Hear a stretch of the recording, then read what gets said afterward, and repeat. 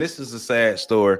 This is the story of Ganoa Donald, the 30-year-old black man who was unfortunately executed by police officers. So let's get into it. Black or white? From the State House, Lionel Donovan, WUSA 9. A cop who shot a black man in the head is still out there, still a part of the force.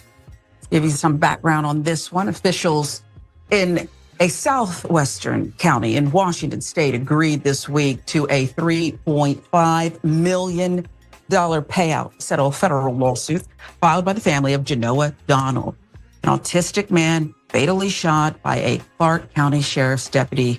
Sean Boyle's his name. Happened during the 2021 traffic stop, only now getting settled.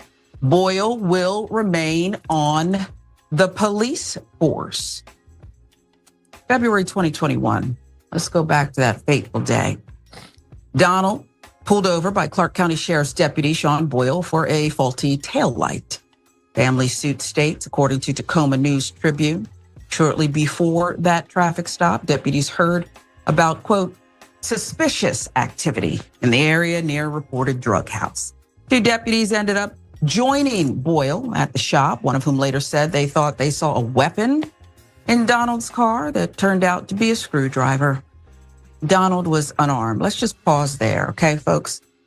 Already, what I've related to you in this particular location out of Washington sounds like a lot of the other stories we've unfortunately had to relate to you. Suspicious activity. Thought he was armed. So we're going from talking about tethers to talking about race soldiers. I'm starting to think, I'm past starting to think, we are being picked off and we are being targeted because of our vulnerability. And I'm not saying that white supremacy as a whole sees us as a threat, but I do believe that there are whites who still go by the old guard. And the old guard is see a Negro, take out a Negro. And those who still subscribe to that earlier way of white supremacy expressing this dominance or pushing this dominance onto us, still have those type of people. So we are vulnerable people. We're vulnerable. Our disunity leaves us very vulnerable. Being vulnerable people out here on the streets. If the men are vulnerable, then the women and children are vulnerable. And that's what's happening here. But let's get more into this, though. Let's have some other people join in. Suspicious activity could be anything. Okay? It's always suspicious activity. Black men are always corralled by police officers behind suspicious activity, because that could be anything. That could be anything suspicious. Hey, man, you look suspicious because you got a hat on. I don't like the way you wearing your hat. You look suspicious. I don't like the way you got your hoodie on. You look suspicious. I don't like the smile on your face. You look suspicious. That could be anything. I saw a coyote roaming in my backyard. I was inside, door was locked. That's suspicious. Maybe. But here we are again. Another unarmed black man is dead. There's more. According to the suit, when Boyle asked Donald to step out of the car, Donald did not immediately respond. There's this one again, too. Boyle then tried to pull him out of the car and punched him in the nose in the process. Let's escalate things. As Boyle struggled with Donald, the vehicle's gear shifted, causing the car to lurch forward. Gee, I wonder if that's what took the victim so long to get out. Suddenly I'm bombarded. Police are screaming orders, barking orders at me, punching me in the nose, and now the car shifted out of gear. Okay. Boyle reacted to the gear shift by shooting Donald twice. The complaint states one of those bullets struck Donald's head. He died a week later in the hospital. 30 years old, left behind 3 children. Family members said he was on the spectrum, autism, had dyslexia, and ADHD. You know what? So they basically decided just to attack this man. Attack him and shoot him under the guise of resisting arrest. Because they could. and they wanted to. And as she was talking about earlier, Buddy's still on the force. Yeah, definitely told us about this stuff. We definitely learned about this from Neely Fuller, right? The behavior of the oppressors. Understanding how they operate. People who have a history of violence, a history of warring, a history of domination, a history of tyranny, terrorism. What? They teach terrorism to their kids in kindergarten. All right? White supremacists, people who subscribe to the system of white supremacy, they teach their kids terrorism in kindergarten. It's a way of life for them. Remaining in power. That's the thing for them, to remain on top. You're right. Right now, you're right. Code. Be on code. Get on code. Have a code. Practice the code. The code becomes the leader. Code helps dictate the culture.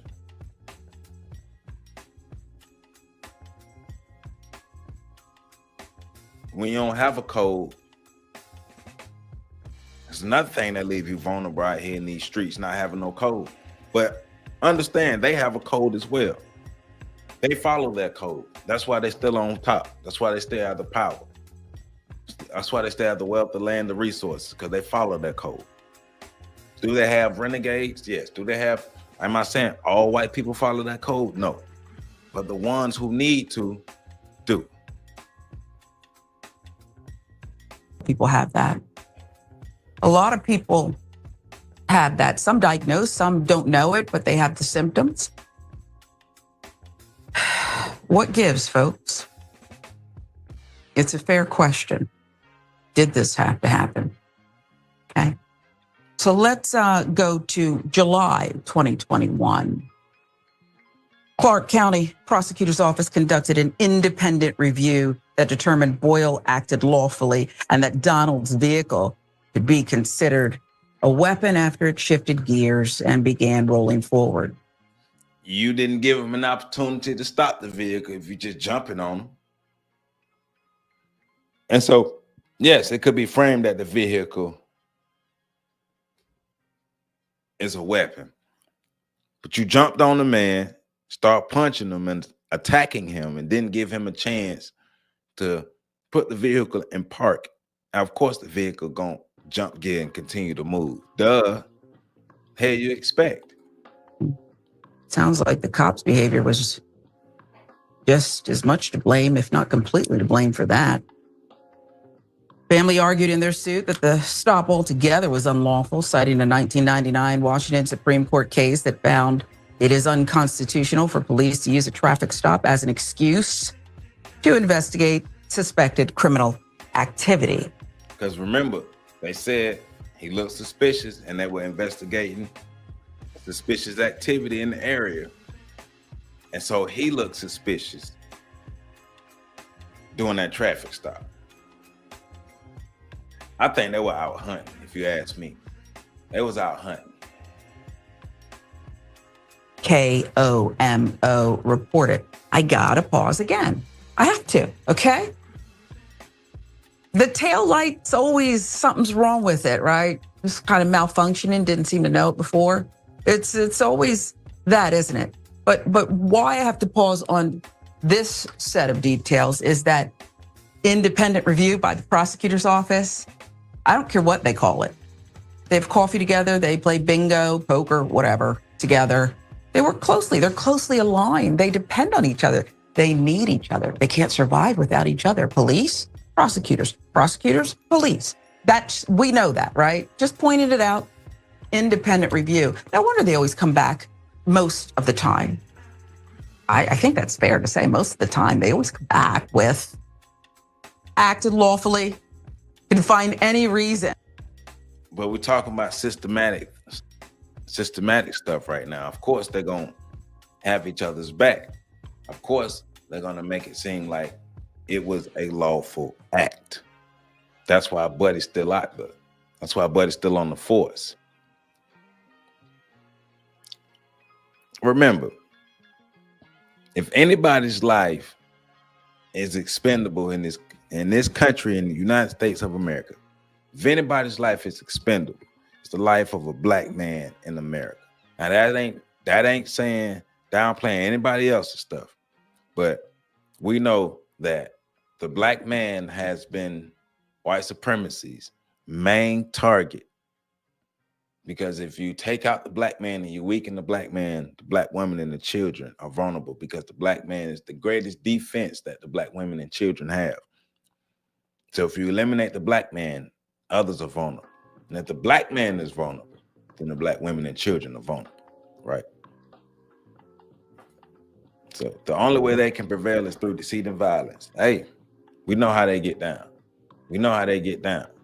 We need to learn better how they get down. To wiggle out of this. In fact, what I heard so far, and of course, y'all make sure y'all hit that like button too. Don't be playing. Hit that like button. Let's get this information out. I need these likes up. Hit that like button. Don't be playing now. We have that $3.5 million settlement. That's nothing, by the way, for a human life, a father of three who should be here. It's nothing. We care less, except that the taxpayers have to pay it. And this guy who's reckless, I can call him that. Okay? You are claiming something about a taillight. The man is unarmed, mistaking a screwdriver. You're punching somebody in the nose. You're trying to drag somebody out the car, probably seconds after you barked orders, or maybe at the same time. We've seen that happen before. How are you making you and your partner safe? Who cares about the perp, right? I can say that because I believe they don't care. If you scared, stay your ass home as a police officer. If you scared, stay your ass home. If you're going to get to the line, talk about you afraid of your life, you shouldn't be no police officer. But this was an attack. This was a terroristic attack upon a defenseless, vulnerable black man with autism. Yeah, how are you making yourself safe?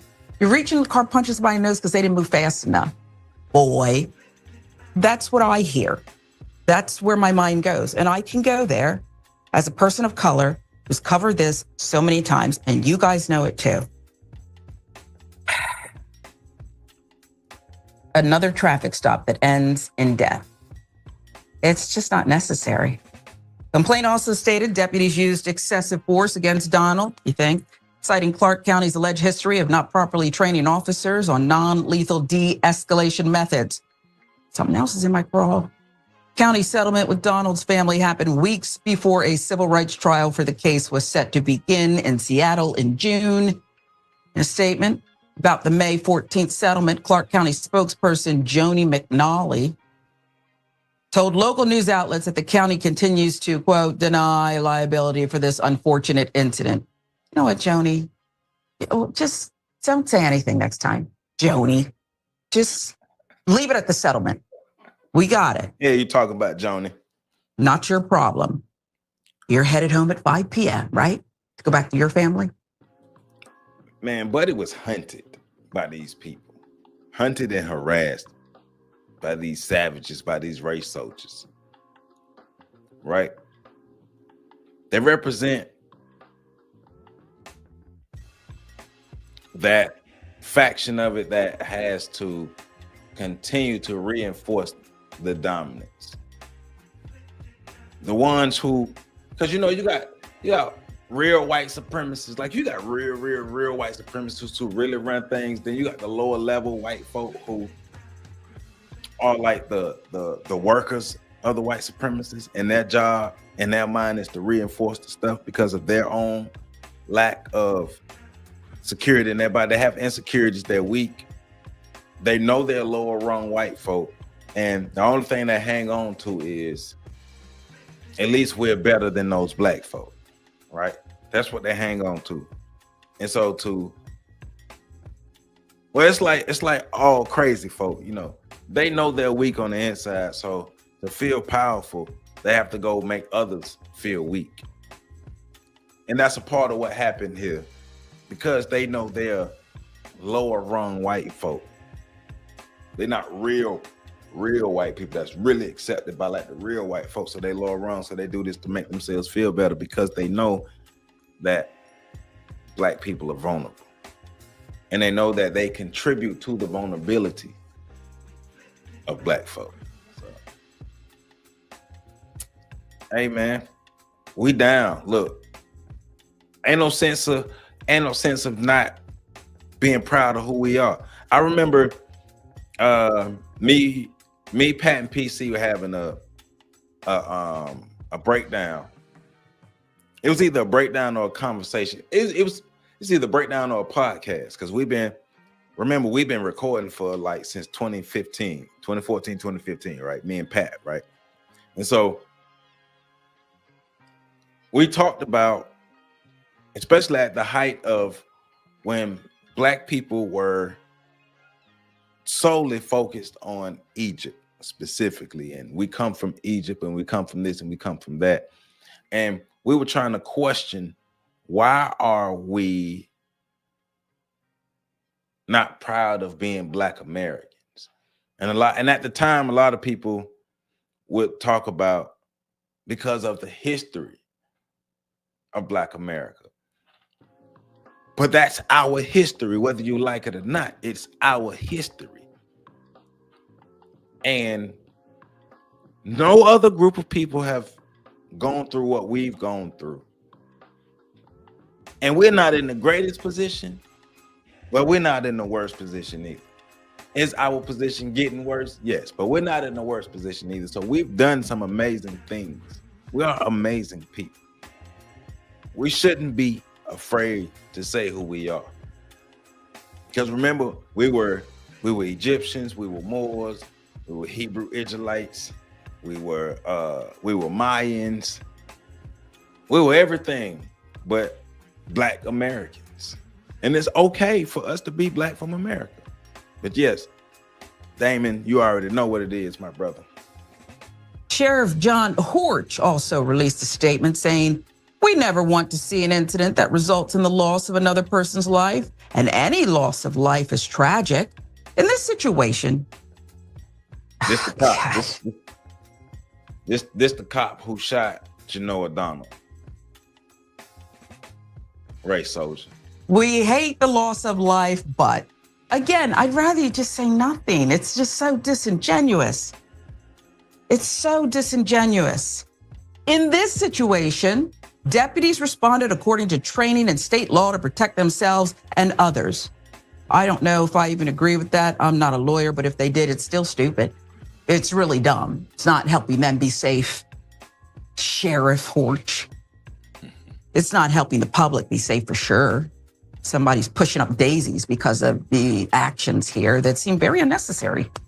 Just as a layperson, both the independent, there's that word again, investigation and the independent prosecutorial review concluded that the decision to use deadly force was justifiable and done in good faith under state law. I'm about to be sick. I'm so sick of reading the same set of facts. Yeah, we all sick of the same old thing. It's the summertime. What happens every summer? Bullshit. Dealing with black folk that lead us to marching, rallying, singing, protesting, all these things, because it's cyclical. We get angry at what happens and what is happening to us, but we do nothing. And that's the part that angers me, is we continue to do nothing but cry out. Aren't we tired of crying? Are you tired of crying? You. Yes, you. Are you tired of crying? Because I'm tired of crying. And I'm tired of the crying. I'm tired of hearing other people cry. I'm tired of the same old, same old, same old, same old, same old. Our communities should look different. Our neighborhoods should look different. Our cities should look different.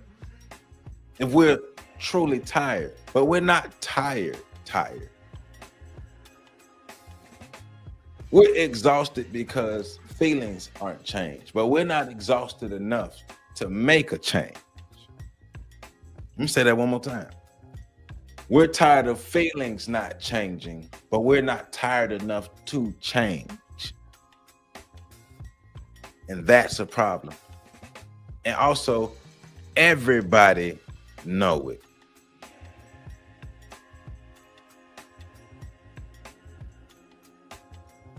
We are sick, but ain't enough of us because we keep going through the same cycles. I'm with you, but it ain't enough of us. It's always the critical mass. We need more than that. We need more than that. Different story, different black But we man. are sick of America. The end result, Back up, though. still the same. Boyle is still employed, as we said, with the Clark County Sheriff's Office. I just can't even stomach the sheriff's smiling picture. Get out of here. And I can say all these things, and you can accuse me, anyone out there, you, of being a Monday morning quarterback, but I know what my good sense tells me. I still have some left, okay? I still have some left. I know what it tells me.